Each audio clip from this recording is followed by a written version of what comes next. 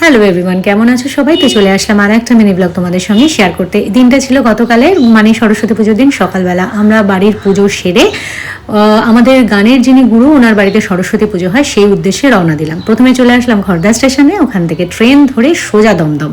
আর আজকের দিনটা তো বাঙালির ভ্যালেন্টাইন্স ডে, বুঝতেই পারছো। রাস্তায় এত কপতি দেখেছি, ছেলেরা পাঞ্জাবি আর মেয়েরা শাড়ি।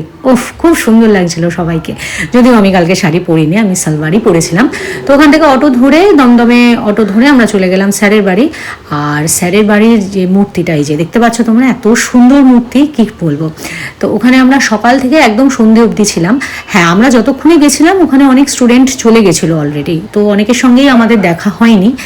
তো ঠিক আছে, যে কজন ছিল তাদের সঙ্গে আমরা প্রচুর আড্ডা করে মেরেছি, তারপরে গান বাজনা হয়েছে, আমরা ভোগ প্রসাদ খেলাম, খিচুড়ি, আলুর দম, বেগুন ভাজা, আলু ভাজা, চাটনি, সন্দেশ প্রচুর।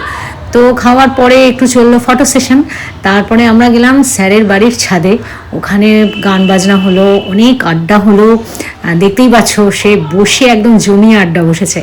তো অনেকক্ষণ স্যারের বাড়ির আড্ডা দিয়ে সন্ধ্যাবেলা আমরা বেরিয়ে পড়লাম বাড়ির উদ্দেশ্যে। বাড়ি যাওয়ার আগে একটু রাস্তায় চা খেয়ে নিলাম। আর এই যে এত বড় ভাঁড়, আমি কালকে প্রথমবার মনে হয় এত বড় ভাঁড়ে চা খেলাম, এক একটা ভাঁড় 30 টাকা করে। তো যাই হোক, চা খেয়ে চলে আসলাম বাড়ির উদ্দেশ্যে। এইভাবেই সরস্বতী পুজোর দিনটা আমরা কাটালাম। ভিডিওটা আমি এখানেই শেষ করছি। কেমন লাগে কিন্তু অবশ্যই কমেন্টে জানিও। আজ তাহলে আসি, আবার দেখা হবে পরে আর একটা ভিডিওতে। টাটা।